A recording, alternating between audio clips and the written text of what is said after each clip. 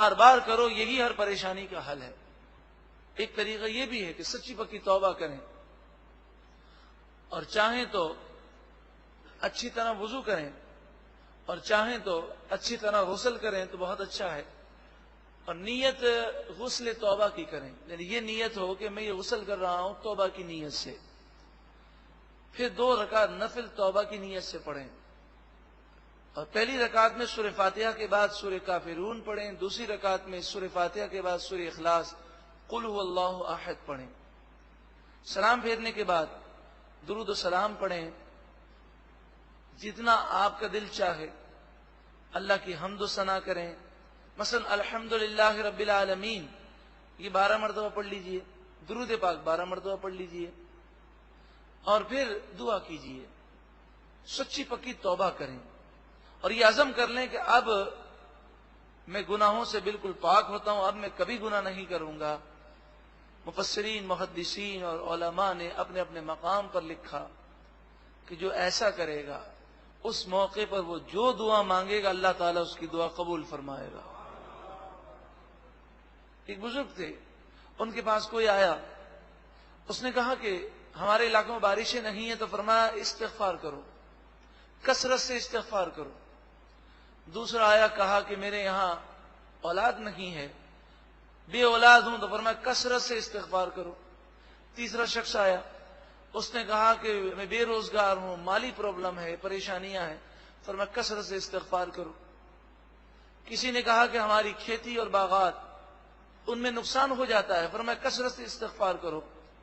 تو پاس بیٹھے ہوئے شخص نے کہا کہ حضرت ہر ایک کو ایک ہی وظیفہ آپ دے رہے ہیں، کیا بات ہے؟ تو آپ نے یہ آیت کریمہ پڑھ کے سنائی کہ استغفار کا نتیجہ یہ بیان کیا گیا ہے کہ بارشیں بھی ہوں گی، مال میں اولاد میں بھی برکت ہوگی، باغات بھی ملیں گے، نہریں بھی۔ باغات اور نہروں سے مراد یہ ہے کہ کاروبار میں اور ان چیزوں میں اللہ تعالیٰ برکتیں عطا فرمائے گا۔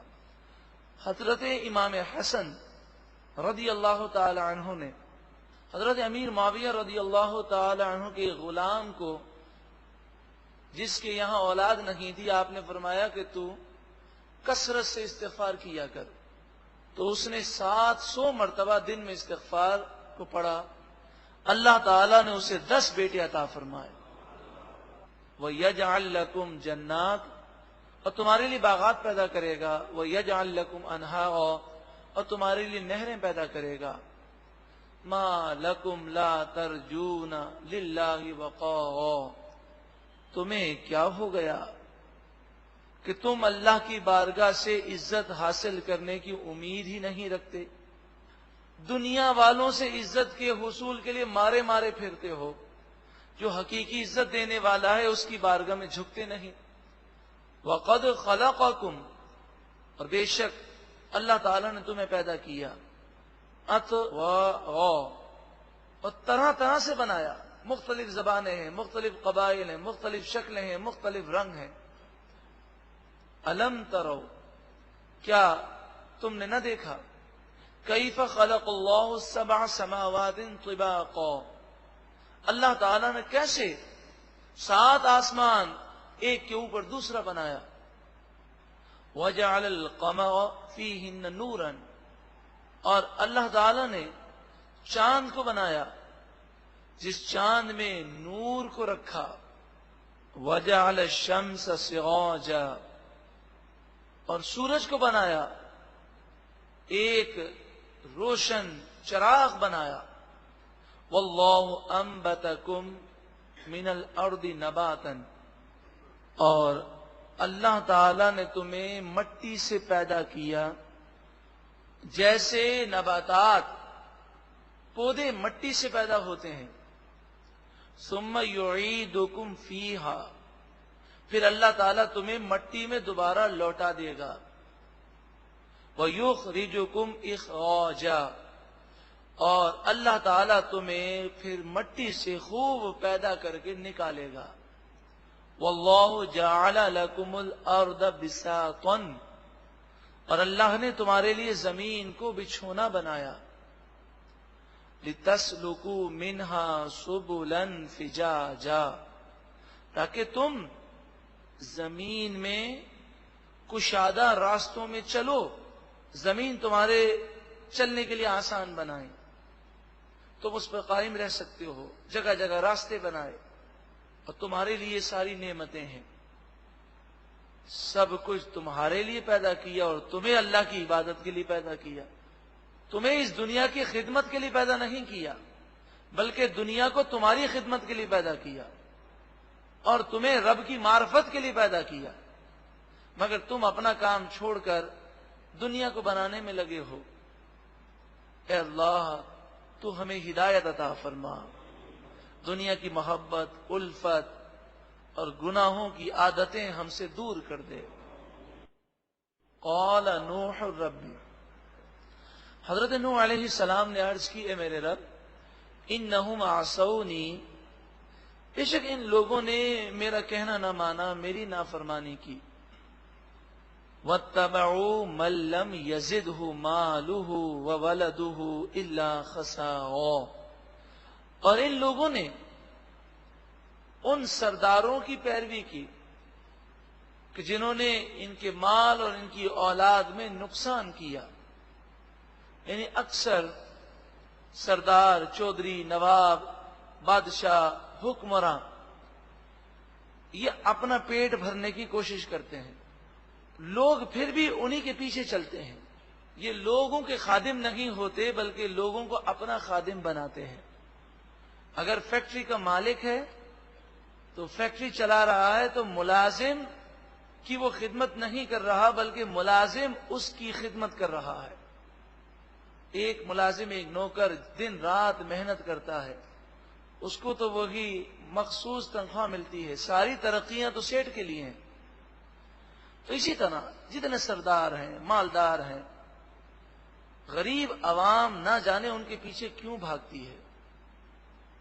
تو حضرت نوح علیہ السلام نے عرض کی، پروردگار میری تو انہوں نے نافرمانی کی، اور کہنا ان سرداروں کو مانا کہ جو ان کے خون کو نچوڑنے والے ہیں، جو ان کے مال اور ان کی اولاد کے ڈاکو ہیں، جنہوں نے سارے سرمایہ پر قبضہ کیا ہوا ہے، یہ انہیں اپنا خیر خواہ سمجھے اور انہی کی باتیں انہوں نے مانی۔ وَمَكَرُوا مَكْرًا كُبَّارًا، اور ان لوگوں نے بڑے بڑے مکر کیے، بڑے بڑے داؤ کھیلے۔ وَقَالُوا، اور وہ بولے، لَا تَذَرُنَّ آلِهَتَكُمْ، تم ہرگز اپنے خداؤں کو نہ چھوڑو۔ ان سرداروں نے اپنی عوام سے کہا کہ ان بتوں کو ہرگز نہ چھوڑنا۔ تو ان کے بت تو کافی تھے لیکن 5 بت بہت زیادہ مشہور تھے۔ وَلَا تَذَرُنَّ وَدًّا، اور ود کو ہرگز نہ چھوڑنا۔ ود مرد کی شکل میں ایک بت تھا۔ وَلَا سُوَاعًا، اور سوا کو ہرگز نہ چھوڑنا، یہ عورت کی شکل کا بت تھا۔ وَلَا یغوث، اور یغوث کو نہ چھوڑنا، یہ شیر کی شکل میں بت تھا۔ وَیعوق، اور یعوق کو نہ چھوڑنا، یہ گھوڑے کی شکل میں ایک بت تھا۔ وَنَسْرًا، اور نسر کو نہ چھوڑنا، یہ بھی کسی پرندے کی شکل میں بت تھا۔ وَقَدْ أَضَلُّوا كَثِيرًا، اور ان لوگوں نے بہت سارے لوگوں کو گمراہ کیا۔ حضرت نوح علیہ السلام کو جب وحی کے ذریعے یہ معلوم ہوا کہ جو لوگ قوم میں سے ایمان لا چکے ہیں ان کے سوا اور لوگ ایمان لانے والے نہیں، تب آپ نے اللہ تعالی کی جناب میں یہ دعا کی، وَلَا تَزِدِ الظَّالِمِينَ إِلَّا ضَلَالًا، اور اے اللہ تو ان ظالموں کی گمراہی کو اور زیادہ کر دے۔ ظالمین کی گمراہی میں ہی اضافہ ہوتا ہے، انہیں کچھ بھی سمجھائیں تو یہ سمجھنے کے بجائے الٹا مطلب لیتے ہیں اور گمراہ ہوتے ہیں۔ مما خطیئاتہم، ان کی انہی خطاؤں اور گناہوں کی وجہ سے اغرقوا، وہ غرق کر دیے گئے طوفان نوح میں۔ فادخلوا نارا، پھر وہ آگ میں داخل کیے گئے۔ فلم یجدوا لهم من دون اللہ انصارا، بس انہوں نے اپنے لیے اللہ کے مقابلے میں کوئی مددگار نہ پایا۔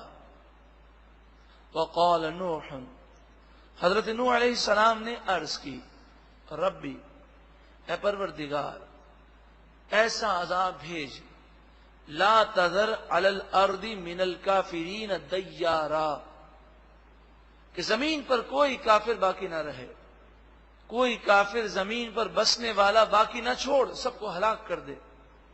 انکا ان تذرہم، بے شک پروردگار اگر تو انہیں چھوڑ دے گا، کچھ بھی کافر باقی رہ گئے، یضلوا عبادک، تو یہ تیرے بندوں کو گمراہ کر دیں گے، ولا یلدوا الا فاجرا کفارا، اور ان کے یہاں جو اولاد ہوگی وہ اولاد بھی فاجر اور ناشکری پیدا ہوگی، یہ اپنی اولاد کو بھی اسی راہ کی طرف لگائیں گے، تو اس لیے ان سب کو تباہ کر دے۔ رب اغفر لی، اے میرے رب مجھے بخش دے۔ وہ تو نبی ہیں، وہ تو جس کے لیے بخشش کی دعا کریں اللہ تعالیٰ کرم فرما دے، لیکن ہمیں طریقہ سکھایا گیا کہ دوسروں کے لیے بخشش کی دعا کریں تو اس سے پہلے اپنے لیے بخشش کی دعا کریں۔ کیوں؟ اس لیے کہ اس میں عاجزی ہے، کہ انسان اپنے آپ کو گناہگار سمجھے یا اللہ کی رحمتوں اور بخشش کا اپنے آپ کو حاجت مند سمجھے، تو عاجزی کا اظہار ہے۔